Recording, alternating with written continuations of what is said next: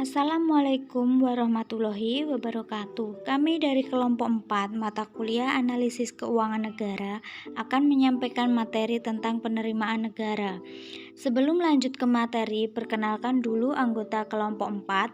1. Nurlaila Aziza dengan akhiran NIM 113. 2. Dendi Aditya dengan akhiran NIM 140. 3. Jenila dengan akhiran NIM 142. 4. Anggi Nurgaini dengan akhiran NIM 146. Selanjutnya, materi pertama akan disampaikan oleh pemateri pertama. Perkenalkan, nama saya Nurlaila Aziza dengan akhiran NIM 113. Di sini saya akan menjelaskan materi yaitu mengenai sumber-sumber penerimaan negara. Keuangan negara dan pemerintahan bersumber dari berbagai penerimaan.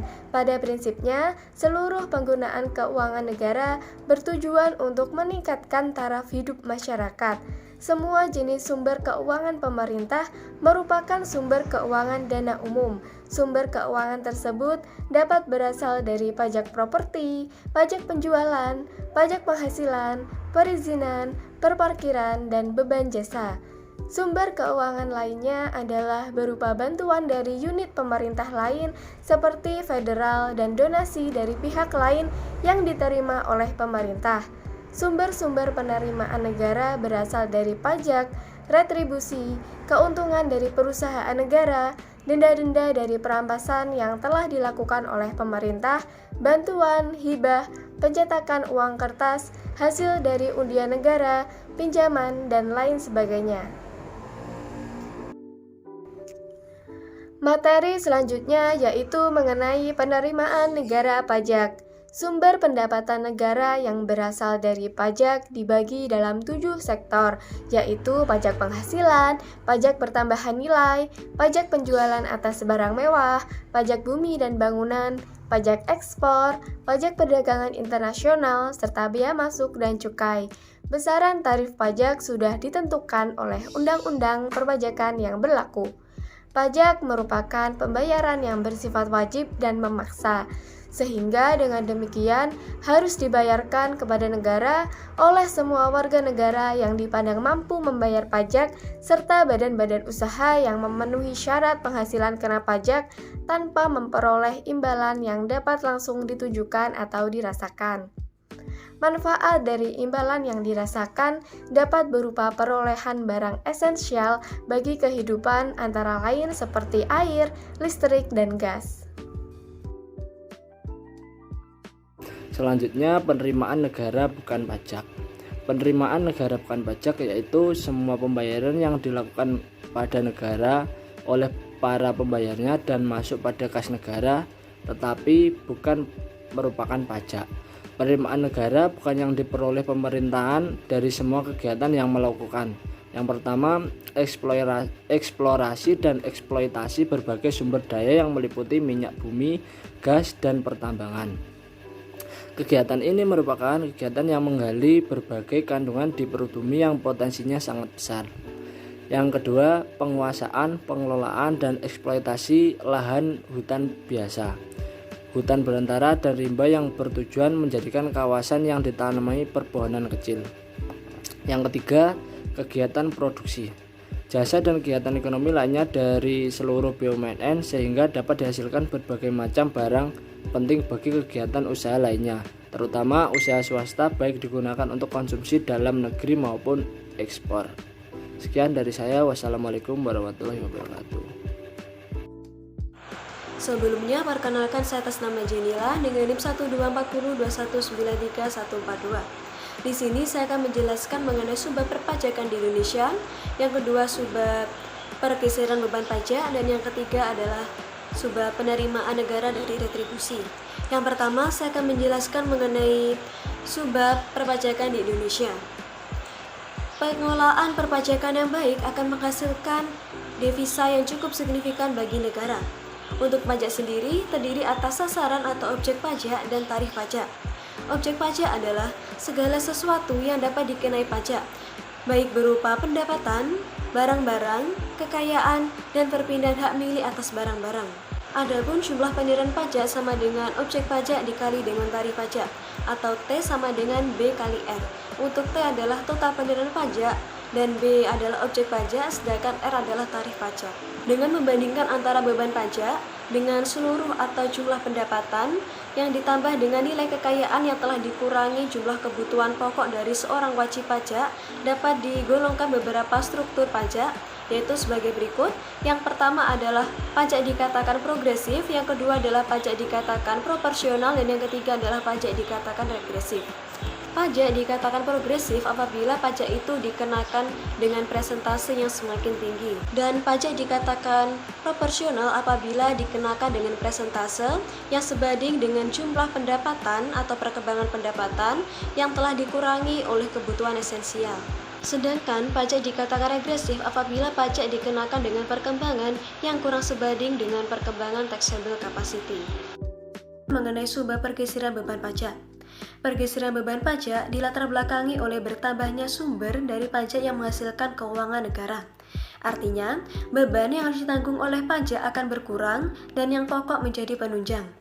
Pergeseran beban pajak ini juga mengenai subjek wajib pajak, yang artinya yang menanggung beban pajak dapat digeserkan atau dapat bergeser dari subjek pertama ke subjek kedua. Untuk pajak yang bebannya dapat digeserkan disebut dengan pajak tidak langsung, sedangkan pajak yang bebannya tidak dapat digeserkan disebut dengan pajak langsung. Sehingga dari penjelasan tadi dapat diketahui bahwa pergeseran beban pajak adalah perbuatan penghindaran diri dari pembayaran beban pajak yang bersifat lunak dan tidak ada sanksi hukumnya. Dalam pergeseran beban pajak sendiri ada 4 tahapan. Yang pertama, beban pajak terletak pada WP atau wajib pajak yang melakukan perhitungan pembayaran pemerintah. Yang kedua, pergeseran beban pajak merupakan proses antara pemindahan beban pajak dari pembayaran atau subjek pertama kepada pemikul beban pajak atau subjek kedua. Yang ketiga, timbulnya moneter yang terakhir setelah pergeseran beban pajak sehingga tidak akan atau tidak dapat digeserkan lagi. Yang keempat, adanya konsekuensi ekonomis dengan adanya incident of taxation yang disebut dengan effect of taxation. Subbab selanjutnya adalah penerimaan negara dari retribusi. Apa itu retribusi? Retribusi merupakan penerimaan negara atau penerimaan pemerintah yang dipungut secara langsung dari pengguna fasilitas atau kemudahan yang diberikan oleh pemerintah bagi masyarakat. Penerima retribusi bersifat melengkapi penerimaan atau sumber keuangan negara lainnya. Akan tetapi, kontribusi retribusi terhadap penerimaan negara itu relatif kecil. Mengapa? Karena nilai pungutan per unit dari retribusi adalah harga bayar yang rendah. Akan tetapi, apabila fungsi pelayanan publik ini dapat dikembangkan oleh pemerintah, terutama pada kepuasan yang baik, dan dinyatakan secara nyata oleh masyarakat, maka pungutan retribusi ini dapat lebih tinggi atau lebih mahal. Sebelumnya, perkenalkan nama saya Anggi Nuraini dengan akhiran NIM 146. Materi selanjutnya yaitu penerimaan negara berupa bantuan. Penerimaan negara berupa bantuan biasanya berasal dari dalam negeri maupun luar negeri yang sah dan dapat dipertanggungjawabkan secara konstitusional. Bantuan ini biasanya berupa bantuan proyek atau bantuan teknik dan bantuan program. Bantuan proyek atau bantuan teknik ini diberikan oleh pemberi bantuan baik dari negara atau pemerintah maupun badan usaha. Biasanya bantuan proyek ini berupa barang-barang atau peralatan yang diperlukan oleh proyek yang dibangun pemerintah atau negara yang sedang memperoleh bantuan. Yang kedua, bantuan program. Bantuan program biasanya diberikan oleh lembaga pendonor bantuan dalam bentuk pinjaman yang nantinya akan dibayar dalam jangka waktu tertentu. Umumnya jangka waktunya sekitar 10-20 tahun dengan bunga yang sangat ringan. Biasanya bantuan program ini diberikan dengan mengirimkan bahan pangan yang diperlukan negara yang memerlukan, seperti negara yang sedang dilanda bencana kekurangan pangan. Materi selanjutnya yaitu penerimaan negara berupa hibah. Penerimaan negara berupa hibah adalah pendapatan pemerintah dalam bentuk uang atau barang maupun jasa. Bantuan hibah ini umumnya bersifat tidak wajib dan tidak mengikat dan serta tidak dilakukan secara terus-menerus. Penerimaan berupa hibah dapat dimanfaatkan untuk mendukung program pembangunan nasional dan mendukung penanggulangan bencana alam serta bantuan kemanusiaan. Di sini saya akan memaparkan atau menjelaskan mengenai hasil review jurnal dari kelompok kami yang berjudul Optimalisasi Penerimaan Laba Badan Usaha Milik Negara sebagai Upaya Memperkuat Penerimaan Negara. Jurnal ini ditulis oleh Lestari Kurniawati dengan nama Jurnal Manajemen Keuangan Publik dan dipublikasikan pada tahun 2017 dengan volume 1 dan nomor 2. Untuk reviewer sendiri beranggotakan 4 orang, yaitu Nurlaila Aziza dengan akhiran NIM 113, dan Dia Ditya Syamarda Putra dengan akhiran NIM 140, Jenila dengan akhiran NIM 142, dan Anggi Nurngaini dengan akhiran NIM 146. Tujuan dan manfaat penelitian ini adalah untuk mengetahui gambaran umum atau gambaran besar mengenai permasalahan yang muncul pada BUMN atau Badan Usaha Milik Negara dan pemerintah terkait upaya untuk mengoptimalisasi penerimaan pemerintah atas penerimaan laba Badan Usaha Milik Negara. Ada 2 variabel, yaitu variabel dependen dan variabel independen. Variabel dependen adalah variabel terikat, sedangkan variabel independen adalah variabel bebas. Dalam penelitian ini, variabel independen atau variabel bebasnya adalah laba BUMN, Badan Usaha Milik Negara. Sedangkan variabel dependen atau variabel terikatnya adalah penerimaan negara. Penelitian ini menggunakan 2 metode, yaitu metode kualitatif dan metode kuantitatif. Untuk metode kualitatif dilakukan dengan cara melakukan wawancara secara tidak terstruktur kepada pegawai di Direktorat Penerimaan Negara Bukan Pajak, Subdirektorat Penerimaan Laba Badan Usaha Milik Negara.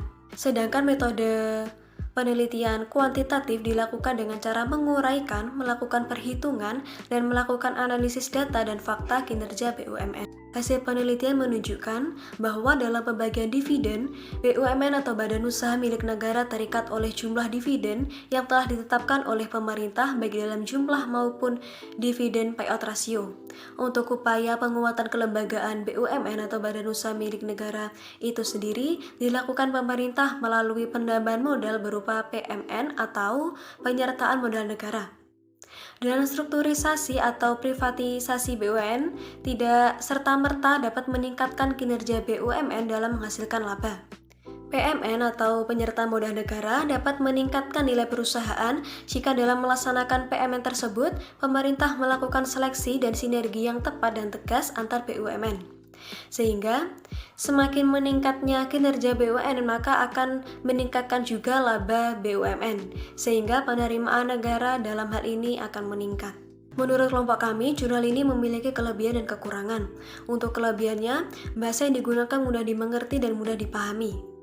Dan di jurnal ini dijelaskan secara detail terkait gambaran umum, kondisi, dan peran BUMN Badan Usaha Milik Negara dalam memberikan dividen sebagai kontribusi terhadap penerimaan negara.